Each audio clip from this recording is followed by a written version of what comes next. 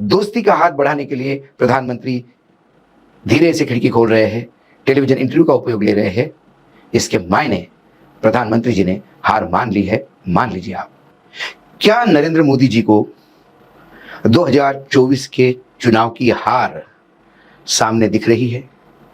क्या मोदी जी अब ये जान चुके हैं कि 272 तक भी पहुंचना अब भाजपा और वर्तमान एनडीए के लिए मुश्किल सा दिखाई दे रहा है? इस चुनावी रण में जहां कोई किसी को छोड़ नहीं रहा है, नैतिकता परंपरा की तो बात ही मत करिए, जब आरोप प्रत्यारोप होते हैं तो कमर के नीचे हमले हो रहे हैं। ऐसी बातें स्टेज से बोली जा रही है जो टेलीविजन या सोशल मीडिया के द्वारा बोली भी नहीं जा सकती। ऐसे दौर में स्वयं प्रधानमंत्री झूठ पे झूठ परोस रहे हैं। इस तंग वातावरण में या इस आक्रामक वातावरण में एक टेलीविजन चैनल का ग्रुप है, उनने अपने 4-5 संपादकों के साथ नरेंद्र मोदी जी के साथ वार्तालाप किया। उसमें मराठी चैनल का भी संपादक था और उसके एक प्रश्न के उत्तर देते हुए प्रधानमंत्री ने कहा कि मैं बाला साहब ठाकरे का बहुत सम्मान करता हूं और उसी अनुशंसा से मैं उद्धव जी का भी सम्मान करता हूं, बहुत इज्जत करता हूं। उन्होंने पहली बार रिकॉर्ड पे यह कहा कि उद्धव ठाकरे जब मुख्यमंत्री थे और बहुत बीमार पड़े थे तो शायद कोई नहीं जानता, कोई पूछ भी नहीं रहा होगा, लेकिन मैं रोज रश्मि भाभी से फोन कर उनके हालचाल पूछता था, क्योंकि मेरी आत्मीयता है उनके बारे में। बाला साहब के बेटे होने के नाते एक नजदीकियां है मेरी, मैं सम्मान करता हूं उनका। उन्होंने कहा कि उद्धव ठाकरे मेरे शत्रु नहीं है और जीवन में जब भी उद्धव ठाकरे किसी परेशानी में आएंगे, किसी संकट में आएंगे, मैं आपको आज बता देता हूं, उनके लिए मदद के लिए सबसे पहले पहुंचने वाला इंसान मैं हूं। क्या ये आपको सच लगता है या एक सपना लगता है? यदि बाला साहेब ठाकरे के प्रति इतना सम्मान होता तो फिर बाला साहेब ठाकरे की शिवसेना तोड़ने में इतने कष्ट उठाने की जरूरत प्रधानमंत्री जी को नहीं थी। यदि बाला साहेब ठाकरे के प्रति इतना सम्मान होता और यदि उद्धव ठाकरे उनके शत्रु नहीं थे तो उनके बेटे से लेके उनके ससुराल पक्ष के लोगों तक, उनके पत्नी तक ईडी सीबीआई इनकम टैक्स का प्रकोप झेलना नहीं पड़ता। बार बार उद्धव ठाकरे की पार्टी को नकली शिवसेना ये पब्लिकली कोसने के बाद उनके पीठ में जो खंजर घोंप के आ गया, उसे मुख्यमंत्री पद दिया। और यदि इतनी ही इज्जत आप बाल ठाकरे की करते, इतनी ही उद्धव ठाकरे का सम्मान करते, चिंता करते, तो उन्होंने और तो कुछ नहीं मांगा था, मुख्यमंत्री पद मांगा था, वो भी 2.5 साल के लिए। तो पार्टी भी बनी रहती, साथ भी बना रहता, 2.5 साल उद्धव रहते, 2.5 साल कोई और रहता या देवेंद्र फडणवीस रहते। लेकिन उद्धव के साथ वादा खिलाफी कर उन्हें मजबूर किया कि वो किसी और के साथ मुख्यमंत्री बने और 2.5 साल के मुख्यमंत्री पद उद्धव ने भोगा। उसके बाद का 2.5 साल एकनाथ शिंदे को देना पड़ा, बीजेपी को मजबूरी के तहत, और अपने मुख्यमंत्री को उप मुख्यमंत्री करना पड़ा। विधायक और सांसद तो साथ में आ गए, कार्यकर्ता और मतदाता पीछे छूट गए। आज 48 सीट देने वाला महाराष्ट्र संकट में दिखाई दे रहा है।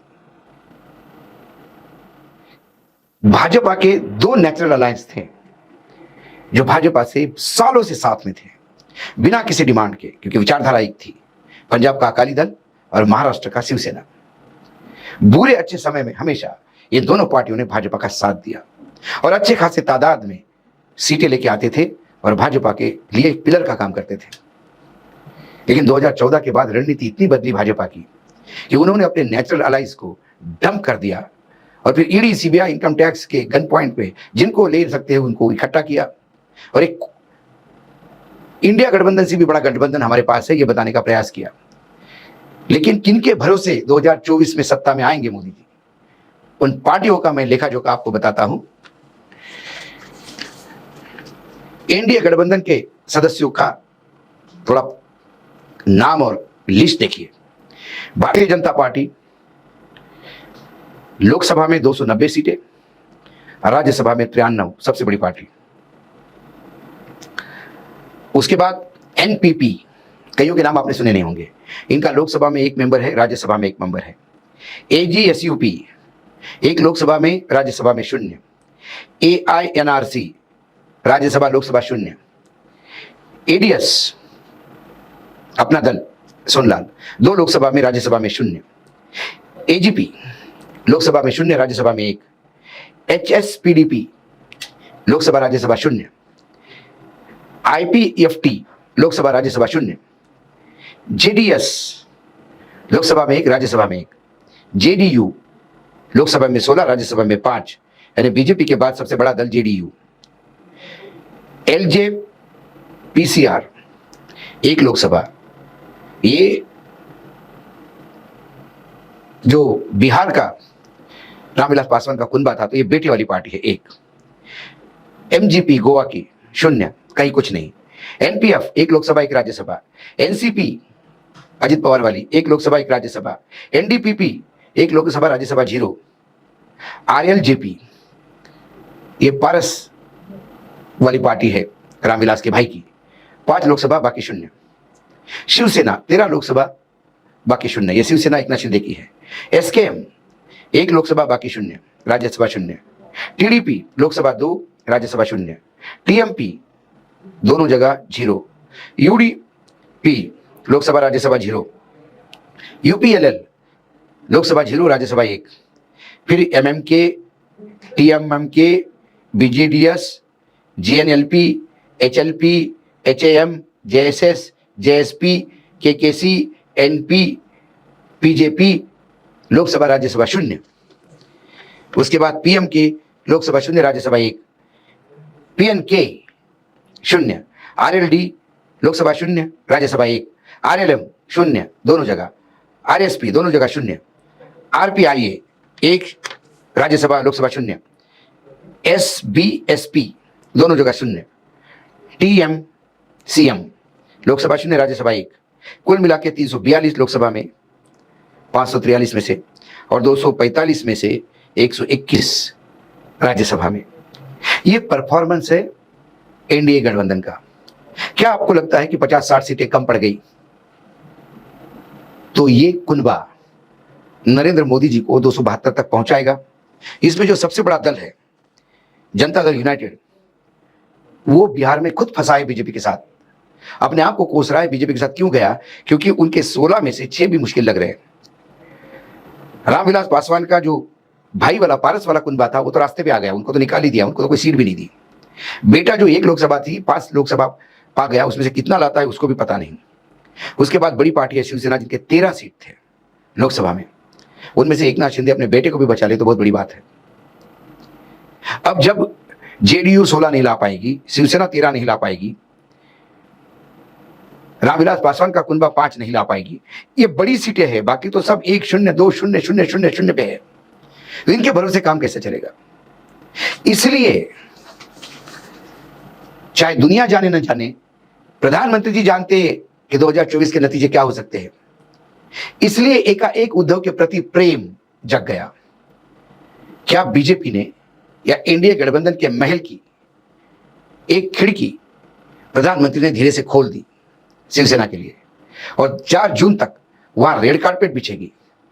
क्या एक बार फिर से हिंदुत्व का, उनके पिताजी के साथ संबंधों का, आने वाले विधानसभा में पूरी की पूरी सीटें उनको देने का, मुख्यमंत्री 5 साल पे बनाने का, ये तमाम वादों के साथ उद्धव ठाकरे को फिर से अपने पाले लाने की ये शुरुआत तो नहीं है। अकाली दल के लिए भी ऐसा ही प्रेम जग रहा है।